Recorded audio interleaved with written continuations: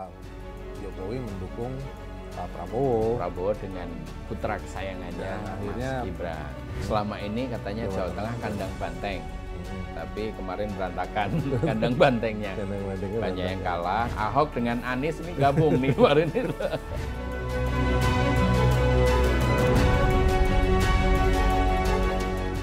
Pasar Santa beli kopi. Udara dinginnya bikin merinding. Janji manis terucap tahun ini. Jangan sampai kenyataannya bikin pusing. Selamat datang ke Cakep, catatan kebijakan publik dan politik bersama saya Wisnu Yuwono. Dan saya Hannibal Wijayanta. Oke, hari ini kita syuting tanggal 31 Desember 2024 menjelang berakhirnya tahun 2024 ya. Ya. Dan tentunya banyak sekali ya peristiwa menarik yang kita perlu review dan kita analisis karena ini merupakan periode politik yang begitu panas ya Mas Andi. 2024 dari awal tahun sampai akhir tahun sangat terus menerus panas ya. Mungkin kita bisa awali dengan analisis kita nih mengenai pemilu 2024 ya. Ya. Pada waktu itu kan momentum paling besar lah tahun ini. Pada waktu itu kan Pak Jokowi sudah menghabisi periode kedua. Ya. Jadi sudah tidak mungkin dia terpilih lagi gitu. Karena oleh konstitusi kan dibatasi. Betul. Gitu. Tapi beliau tentu saja terlihat begitu aktif ya. Terus cawe-cawe, namanya cawe-cawe waktu itu kan. Cawe-cawe. Ikut cawe-cawe. Ya cawe-cawe karena itu istilah yang beliau juga sampaikan sendiri gitu ya, bahwa dia ya cawe-cawe gitu, tapi kayaknya ya mungkin itu ucapan yang disesali beliau. Ikut cawe-cawe untuk mempersiapkan masa depan yang gitu lebih kan baik. Istilahnya. Indonesia Emas ya 2045. Nah pada saat itu ya kita ketahui ya bahwa dinamika pemilihan calon presiden menarik tuh. Sangat menarik. Sangat menarik karena kan pada awalnya beliau sebagai kader PDIP kan dianggap harus loyal dengan Ibu Ketua ya, Ibu Ketua Megawati. Cuman pada akhirnya kan seperti yang kita ketahui beliau akhirnya membalelo. Ya, terjadi manuver-manuver yang dilakukan oleh Pak Jokowi yang kemudian diakui juga oleh PDIP bahwa mereka atau PDIP itu dipretelin di beberapa daerah. Iya. Jadi pada akhirnya juga Pak Jokowi mendukung Pak Prabowo. Prabowo dengan putra kesayangannya Mas Gibran. Mas Gibran yang menjadi wakil presiden ya, yang pada waktu itu juga ya tidak ada yang menyangka kan. Betul. Tiba-tiba Mas Gibran tidak menjadi opsi ya. Betul. Tentu saja di berbagai keterangan ya elit politik ya menjustifikasi ya, mengatakan bahwa ya ini sebenarnya pilihan yang paling terakhir begitu. Pilihan paling terakhir. Padahal kita juga dapat cerita bahwa itu sejak Lebaran tahun sebelumnya sudah disiapkan. Sudah disiapkan ya. Akan ada manuver dari Pak Prabowo untuk melamar Mas Gibran untuk menjadi calon wakil presiden yang waktu itu dikamuflasikan seolah-olah meminta kesediaan Mas Gibran untuk menjadi calon gubernur DKI Jakarta. Dan itu klop dengan keinginan dari keluarga besar Pak Jokowi sehingga akhirnya ya udah jadilah pasangan walaupun seolah-olah di last minute kan. Iya, last minute sekali itu. Diumumkan. Semula kan katanya ada keinginan bahwa Mas Ganjar akan dipasangkan dengan Pak Prabowo gitu. Tapi kemudian terjadi split dan akhirnya Mas Ganjar maju dengan Pak Mahfud MD, sementara Mas Anies dengan Muhaimin Iskandar yang juga ada dramanya karena tadinya Muhaimin itu bergabung dengan Mas Bowo tiba-tiba split karena ada persoalan ya waktu itu dengan antara Mas Anies dengan Mas AHY yang tiba-tiba nggak cocok gitu aja lah katakanlah begitu. Terus kemudian Mas Muhaimin masuk menjadi calon wakil presiden Mas Anies, sementara AHY tiba-tiba mendukung Pak Prabowo lagi. Nah itu yang kemudian drama-dramanya begitu mudah ya. elit politik berpindah kubu ya, Ya, kubu yang saling bersaing gitu, sehingga yang tadinya dukung tidak dukung gitu kan, dan ada yang merasa dikhianati, ada yang merasa ditipu gitu kan, dan pada akhirnya pemilu seperti yang kita ketahui ya, Pak Jokowi juga sangat aktif ya, aktif sekali. walaupun sebagai presiden dia tidak boleh secara eksplisit ya menyatakan dukungan, dan dia juga tidak eksplisit tapi melakukan belusukan nih ke daerah-daerah konstituen kan. Dan juga yang sangat menarik adalah ketika itu ada paket sembako Iya. yang memang disiapkan oleh pemerintah Pak Jokowi sejak tahun sebelumnya.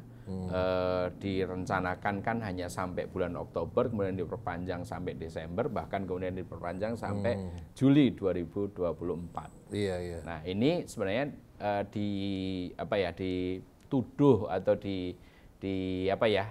dianggap mempengaruhi pilihan masyarakat oleh banyak kalangan pro demokrasi terutama, tapi oleh pemerintah ditolak, tidak ada kaitannya dengan itu. Walaupun kalau kita lihat di bawah, pengaruh dari bantuan sosial itu memang sangat efektif signifikan. Ya. Gitu. Iya, dan ya terbukti kan begitu Pak Jokowi menyelesaikan termnya, popularitasnya sangat tinggi, terutama di kalangan menengah bawah yang ada di desa-desa. Jadi memang walaupun dari segi etika dipertanyakan, tapi dari segi taktik itu merupakan strategi yang gitu, sehingga kalangan menengah bawah kebanyakan votersnya kan di golongan kalangan menengah bawah terutama di Pulau Jawa ya, kantong suaranya misalnya Jawa Timur, Jawa Tengah, Jawa Barat gitu kan, dan tentu saja daerah lain, dan terbukti strateginya efektif dan Prabowo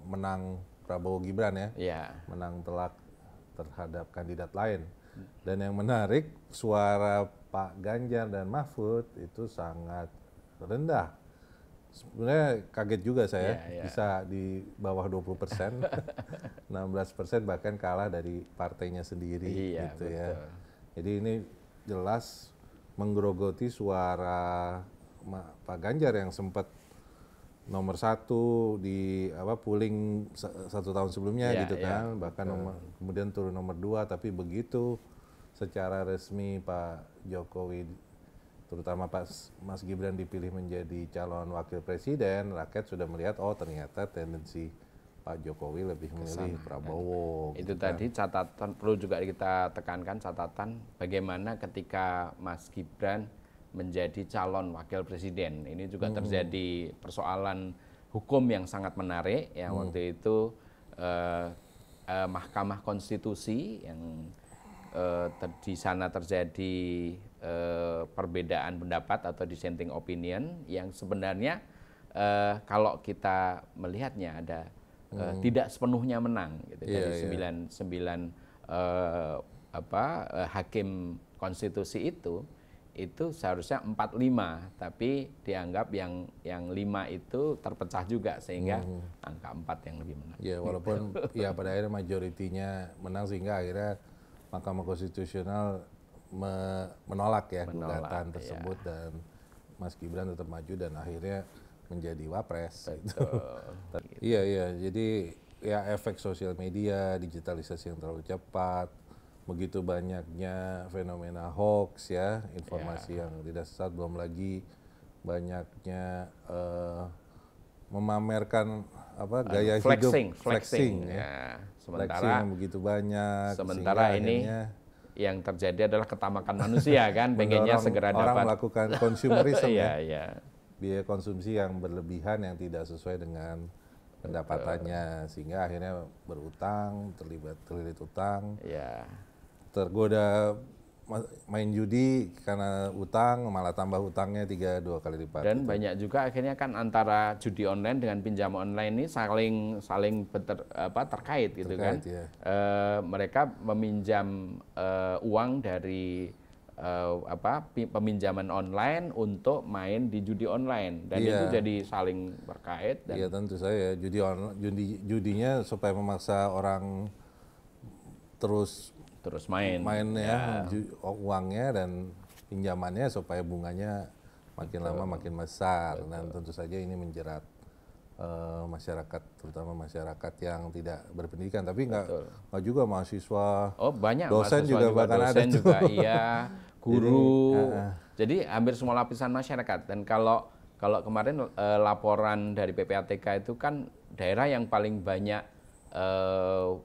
terjangkit judi online ini Jawa Barat. Jawa Barat ya, oke. Hingga waktu itu sih sampai 10 triliun lebih gitu. Kalau total kan kalau nggak salah sampai 60 triliun kalau seluruh daerah seluruh daerah. Jadi ini saya rasa mungkin salah satu harus yang menjadi prioritas Pak Presiden Prabowo nih untuk meningkatkan literasi digital ya. Dan juga memotong semua jalur ke judi online. Iya itu dia, makanya maksudnya emang harus serius ya masalah pinjol, masalah judi online judol kayaknya. Judol dan pinjol itu sangat-sangat urgent menurut saya untuk diselesaikan, karena kalau tidak dengan era digitalisasi dan globalisasi ini sudah pasti nanti banyak korban ya, terutama di masyarakat yang tidak mampu. Yang selanjutnya tentu korupsi ya Mas ya, yang perlu kita soroti ini. Iya, kalau korupsi ini mungkin kita banyak sekali kasusnya ya. Tapi tentu saja yang terkait dengan peristiwa politik adalah menteri ditangkapnya Menteri Kominfo. Kominfo. Sebelumnya Menteri Pertanian. Dan kemudian Syahrudin Yassin Limpo ya. Kebetulan dua menteri itu dari Partai Nasdem. Di mana ketua umumnya adalah Surya Paloh.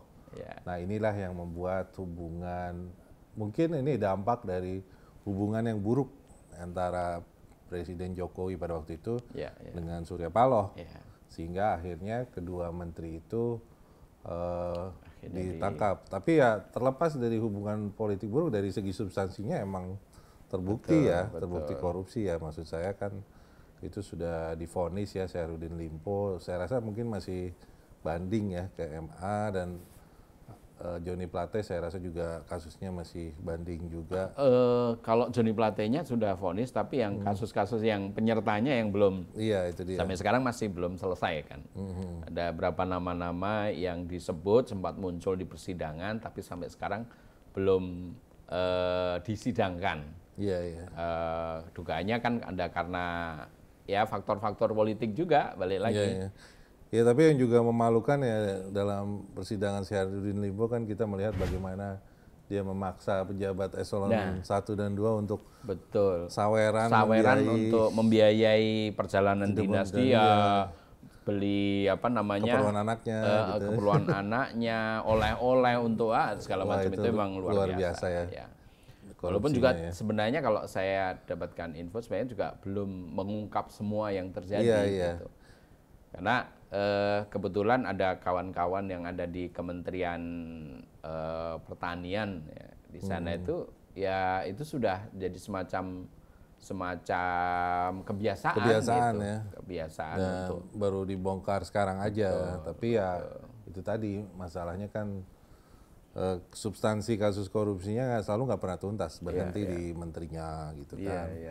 Menterinya sudah dicopot, dipermalukan, tapi saya rasa aktor di belakang aktor itu kan yang lebih penting ya, yang harus pengaturnya ya, kalau ini ya. Itu yang harus sebenarnya diungkap secara tuntas, tapi lagi-lagi polanya seperti itu ya. Jadi proses korupsi terhadap pejabat masih ya berupaya untuk memuaskan publik, tapi nggak pernah ada upaya secara serius untuk menyelesaikan akar masalahnya. Itu akar masalahnya kan sebenarnya pengumpulan patronase ekonomi yang tentu saja dikumpulkan oleh para pemodal-pemodal politik yang berkaitan dengan politik ya, selalu ya. Nah itu nggak pernah sampai ke situnya gitu. Nah kita kembali lagi ke pemilu, tentu saja figur Ketua Hasyim Asyari ini sebagai Ketua KPU ini penuh dengan skandal yang luar biasa nih, Mas Hannibal. Dan puncaknya adalah dicopotnya beliau karena ada skandal pribadi. Tapi sebenarnya kinerja dia bagaimana menurut Mas Hannibal? Kalau menurut saya ya kinerja dia adalah memenangkan sesuai pesanan lah. Kalau saya. Iya makanya. Jadi konon kan kalau kata siapa? Kata Stalin ya, yang sebenarnya yang menang dalam pemilu itu bukan yang ikut pemilu, tapi yang ngitung. Iya, jadi Pak Hasyim Asyari ini sebagai instrumen ya, dipakai sebagai instrumen untuk para pemodal politik ya untuk memenangkan pemilu ya, dan terbuktikan dari beliau juga diberi peringatan keras tuh. Betul. Dan melanggar etika. Jadi lagi-lagi penyelenggara pemilu tidak menunjukkan standar etika yang tinggi dalam menyelenggarakan pemilu yang berintegritas, bersih dan bebas money politics kan. Dan persoalannya kan justru persoalan-persoalan yang sebenarnya kan harusnya sudah selesai untuk pejabat di tingkat nasional seperti itu kan. Ini masih persoalan-persoalan internal yang ya memalukan sekali gitu. Iya, terus dibungkus dengan skandal pribadi ya sudah lengkap lah. Betul. Betapa noda dari lembaga yang harusnya dihormati ya, dan netral dan punya integritas tinggi, yaitu KPU. Nah, tentu saja yang berikutnya kita juga melihat perkembangan setelah pemilu nih. Setelah pemilu tentu saja ada istilahnya bargain ya, ada upaya bargain, lobby-lobby untuk mendapatkan kursi kabinet, tapi kayaknya ada yang salah langkah nih, yaitu Pak Erlangga Hartarto. Karena ya sebelum dilantik menjadi menteri, beliau kan tadinya ketua umum Partai Golkar ya. Ternyata dijegal di tengah jalan. Ternyata ya itu tadi, ternyata tiba-tiba itu waktu diumumkan itu kan kaget semua ya. Karena tiba-tiba mengundurkan diri. Tiba-tiba mengundurkan diri. Persoalan yang katanya mendapatkan tekanan gitu kan. Iya, isunya ya. Seperti itu.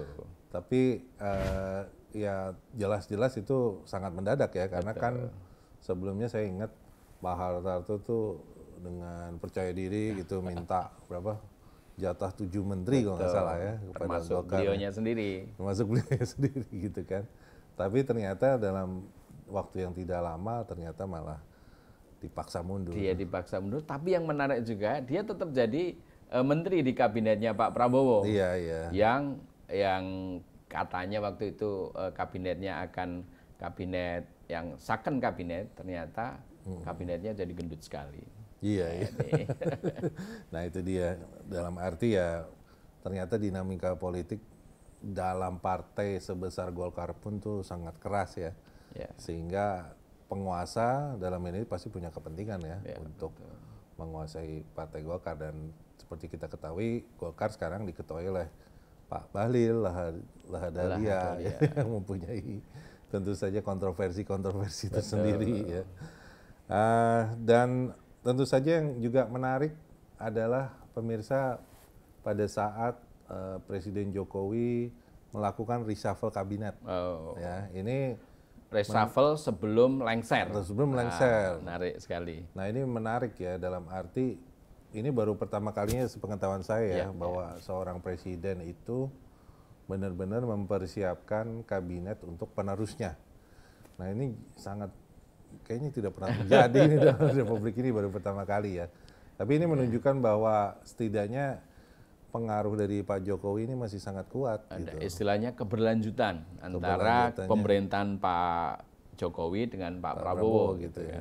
Dan terbukti kan waktu itu ya diangkat kebanyakan orang-orang yang dekat dengan Pak Prabowo kan, seperti misalnya ada Wakil Menteri Keuangan, Pertanian, Wakil Menteri Keuangan, kemudian Wakil Menteri Kominfo juga, itu kan orang-orang dekatnya Pak Prabowo kan.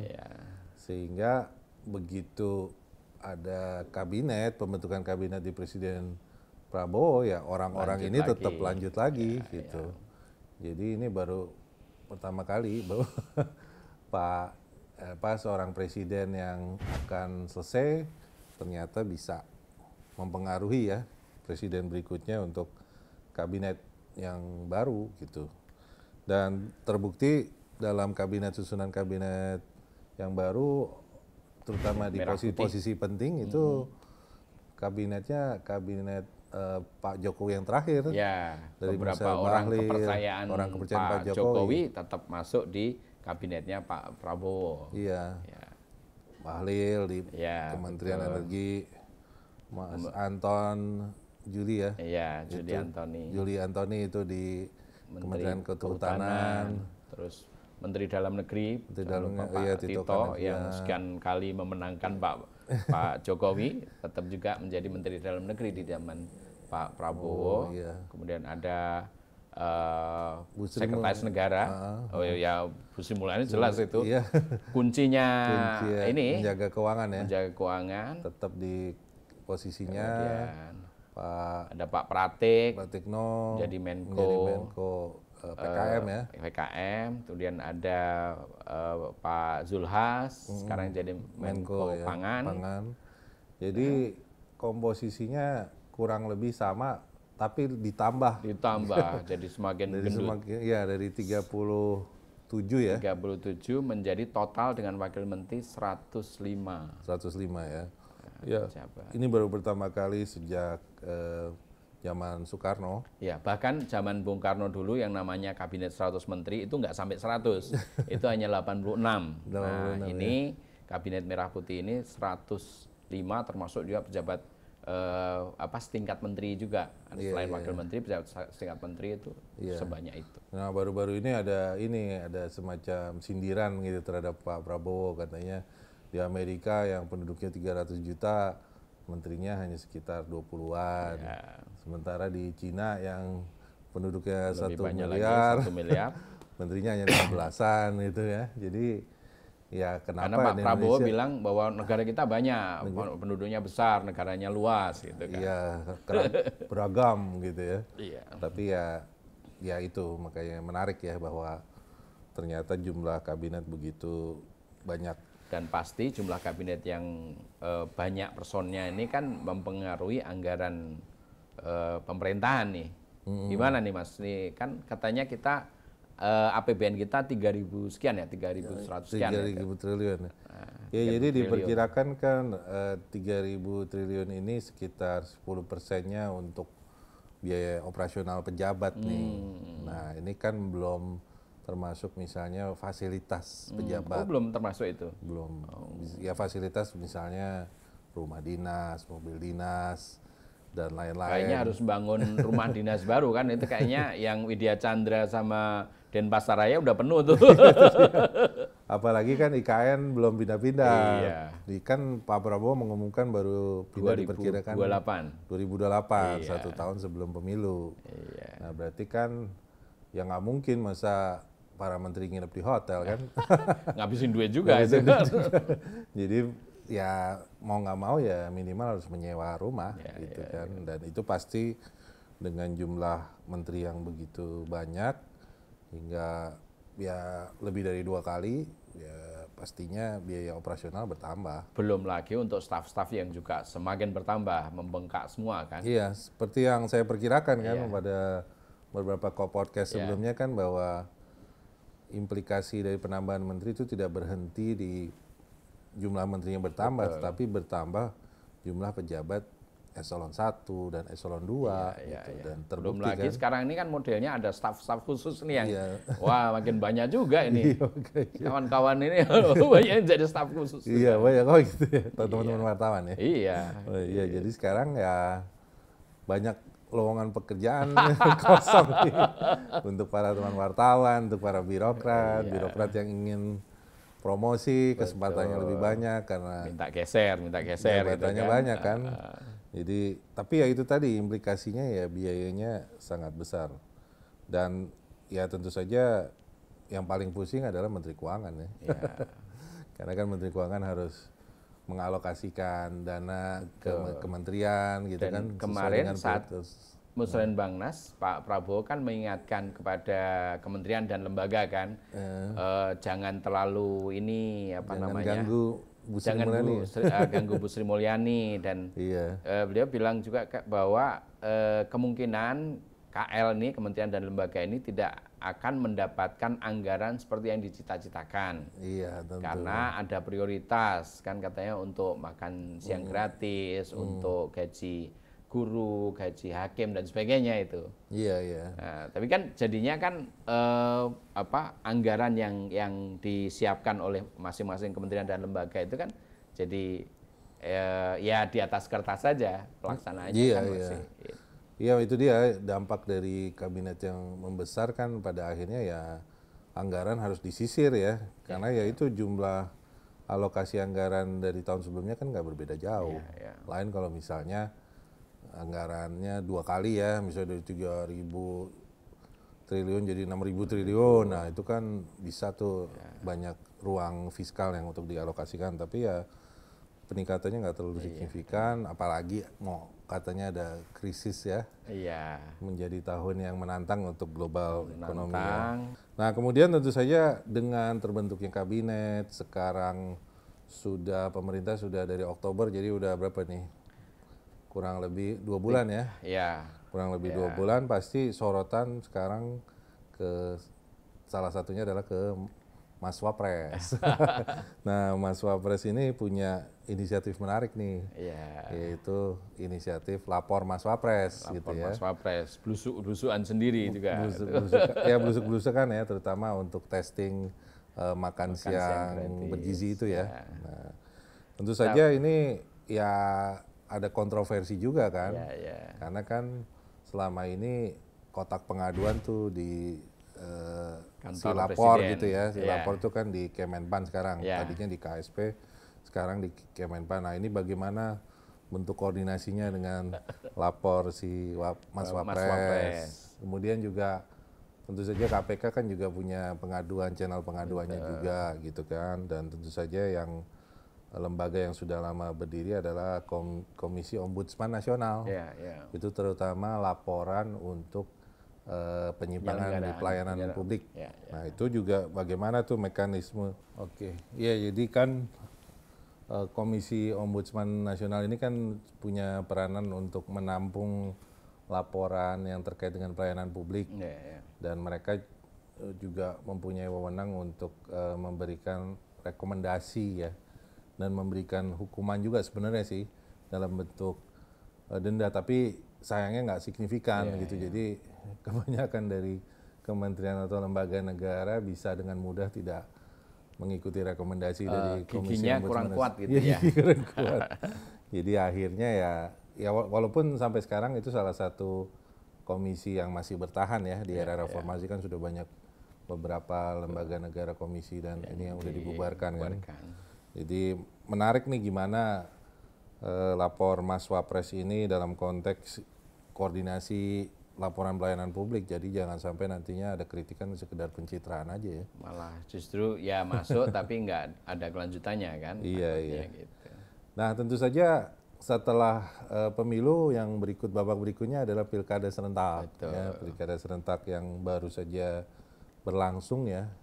Ini baru pertama kalinya Indonesia mengadakan pilkada bersama-sama, karena sebelumnya itu hampir ada periode ini dua kali setelah pemilu itu biasanya ada 2 pemilu ya.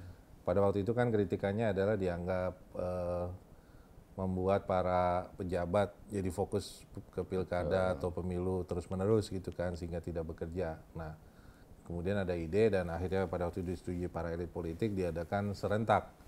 Tapi ternyata konsekuensinya adalah ya itu tadi, dari segi logistiknya sangat challenging banget kan. Ya betul, sangat menguras uang dan segala macam lah. Iya, dan pada akhirnya terjadi hubungan antara hasil pilpres dengan pilkada yang seharusnya tidak terjadi. Karena kan pilpres nih kita memilih presiden kan, sedangkan kalau pilkada kita memilih kepala daerah yang mempunyai aspirasinya berbeda-beda, tiap lokal gitu, tiap daerah. Tapi ternyata hubungannya sangat erat ya, dan residu pemilihan presiden masih terjadi gitu. Dan termasuk pertentangan di bawah. Terutama ya peran dari Pak Jokowi nih. Iya, balik lagi. Walaupun sudah menjadi mantan presiden, ternyata pengaruhnya masih kuat. Gitu ini kan. namanya jasa titip gitu kan. Pak Jokowi nitip daerah ini ya Mas, titip ini ya kayak gitu. Dan akhirnya terbukti memang Pak Jokowi cukup aktif ya di beberapa daerah yang turun sendiri ke bawah, terutama di Jawa Tengah nih yang menjadi kandang banteng ya. Jadi untuk pertama kalinya PDIP itu tidak memenangkan Jawa Tengah semenjak mungkin periode pertama SBY kali ya. Betul. Jadi udah 20 tahun menguasai ini. Selama ini katanya Jawa Tengah kandang banteng. Tapi kemarin berantakan kandang bantengnya. Banyak yang kalah dan lebih banyak yang calon yang menang adalah calon yang di-endorse Pak Jokowi. Iya, kemudian juga Bobi tentu saja ya. Tentu Pak Jokowi menang cukup telak di Sumatera Utara. Hanya gitu Jakarta aja yang di-endorse, calon yang di-endorse Pak Jokowi dan Pak Prabowo kalah. Iya. Ya, saya rasa yang menarik kekalahan di Jakarta ya, dalam arti ya sepertinya memang Pak Ridwan Kamil ini kasihan sekali. Dia meninggalkan daerah yang sebenarnya dia potensial bisa menang, ternyata begitu di Jakarta dukungannya kurang maksimal gitu ya. Kita lihat mesin koalisinya tidak jalan. Dimatiin katanya. Yang disuruh kerja satu partai aja. Iya. Kemudian juga blunder-blunder yang dilakukan juga oleh wakil gubernurnya, gitu, calon wakil gubernurnya dan beliau sendiri tentunya membuat akhirnya malah kalah di DKI gitu. Dan yang menarik Bang Dul nih, Mas Dul jadi wakil gubernur nih, gitu kan. Dan saya ingat tuh pernah digadang-gadang juga mungkin awal tahun 2000-an tuh ya, sempat disebut-sebut gitu ya. Sebagai calon gubernur kan bahkan. Tapi sekarang ya karena PDIP tersudut ya dengan hanya dikasih jatah mencalonkan diri, akhirnya calon yang mengejutkan ini di mana Pak Pramono Anung yang merupakan sekretaris kabinet tapi sangat dipercaya oleh Bu Mega diajukan menjadi gubernur dan berpasangan dengan Bang Dul.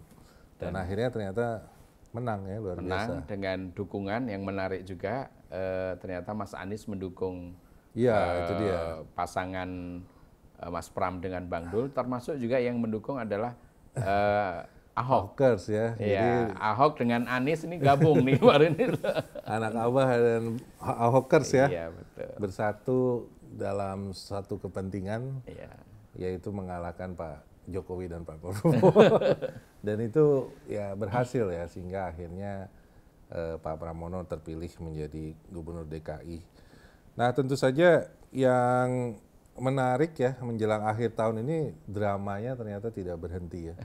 Kita mulai dengan pemecatan Pak Jokowi dan keluarga, Gibran dan Bobi. Ini nggak main-main nih, mantan presiden, wakil presiden yang sedang berkuasa, Gubernur Sumatera Utara ternyata dipecat oleh PDIP gitu kan. Dan itu langsung disusul dengan penetapan Mas Hasto sebagai tersangka dalam kasus Harun Masiku. Ya menarik ya bahwa pada saat dilantiknya ketua pimpinan baru KPK ya dipimpin oleh Pak Setio Budianto, itu ekspektasinya begitu rendah gitu ya terhadap KPK karena ya beliau dianggap polisi, padahal figur sebelumnya dari polisi Pak Firly Bahuri kan dianggap bermasalah. Betul. Tapi ternyata malah begitu habis dilantik bikin gebrakan. Tapi ya masih harus dilihat lagi ya, karena kan penetapan tersangka ini satu langkah dari proses penegakan hukum berikutnya gitu kan. Ya dan kalau dari yang press conference yang beliau ucapkan itu menurut saya sebenarnya bukan masalah Hastonya yang menarik ya. Jadi yang menarik adalah bagaimana amburadulnya tata kelola pemilu kita gitu, Mas Anibal. Karena ya itu tadi kan, bagaimana calon bermasalah seperti Harun Masiku itu bisa difasilitasi untuk menyuap sehingga bisa menjadi calon pengganti. Dan termasuk anggota KPU juga yang dia terlibat dalam penyuapan itu. Gitu kan. Dan anggota KPU terbukti menerima suap dan sudah divonis. Sudah divonis. Walaupun divonisnya di courting. Sudah hampir bebas karena sudah menjalani masa. Udah bebas. Ya saya baca artikelnya sudah bebas. Jadi dari 7 tahun dihukum jadi courting jadi 4 tahun, 3 tahun 9 bulan. Gitu. Jadi ya itu tadi menegakkan hukum terhadap koruptor ternyata pastinya tidak hingga kini belum menimbulkan efek jera ya. Artinya sekarang ini kayak yang katanya korupsi itu adalah extraordinary crimes, berarti udah nggak extraordinary lagi dong. Ya iya, dalam arti ya karena pada akhirnya kan intinya adalah bagaimana menciptakan hukum jera ya, efek jera ya. Efek jera itu kan macam-macam ya. Ya di penjara sesuai dengan kesalahan atau skala korupsi yang dilakukan gitu ya. Misalnya kalau triliunan ya udah pasti harus lebih dari 20 tahun misalnya gitu kan. Dan 20 tahun itu benar-benar di penjara, bukan bisa jalan-jalan ke mall gitu kan. Dalam kasus terakhir ini, kasus yang korupsi timah yang sampai ratusan triliun, para tersangkanya justru dihukum ada 6 tahun, ada 5,5 tahun. Iya, Harvey Muiz, Helena Lim itu kan pada akhirnya dihukum kurang dari 10 tahun. Betul. Padahal kan dampak korupsi yang ditimbulkan 300 triliun ya. Nah 300 triliun ini ya harusnya seperti yang Pak Prabowo bilang harusnya 50 tahun gitu. Ya. Terus dendanya juga kecil sekali ya dari kerugian negara yang terjadi kan sampai 300-an triliun. Nah ini kok dendanya nggak sampai triliun nggak ada. Iya, lagi-lagi ya masyarakat jangan hanya sekedar dihiburi dengan proses pengadilan lah. Ya kita tahu kan proses pengadilan itu pada akhirnya kalau cuman menciptakan sedikit efek jera itu akhirnya sekedar pertunjukan gitu ya. Sekarang kan juga kemudian muncul di tengah masyarakat, udahlah nggak apa-apa saya ditahan karena korupsi ya 300 triliun, kalau cuma ditahan 6 tahun nggak apa-apa gitu kan. Iya itu dia. Itu muncul reaksi rakyat seperti itu. Iya makanya itu dalam arti ya itu tadi efek jera hingga hari ini, hingga 2024 itu belum bisa menimbulkan efek jera korupsi bagi para koruptor yang terutama mengkorupsi lebih dari ratusan miliar ya. Baik, saya rasa itu sudah semua di cover ya, Mas Hannibal. Saya rasa untuk menutup tahun 2024 ini kita cukupkan episode podcast Cakep. Oke, baik pemirsa, saya rasa kita cukupkan episode Cakep terakhir di tahun 2024 dan kita tutup karena ini episode yang istimewa, kita tutup dengan pantun ya. Iya. Saya mulai dengan Matraman Rawamangun. Cakep. Jalan lurus ke Pulau Gadung. Cakep. Sudah di penghujung akhir tahun. Lembaran baru siap kita sambung.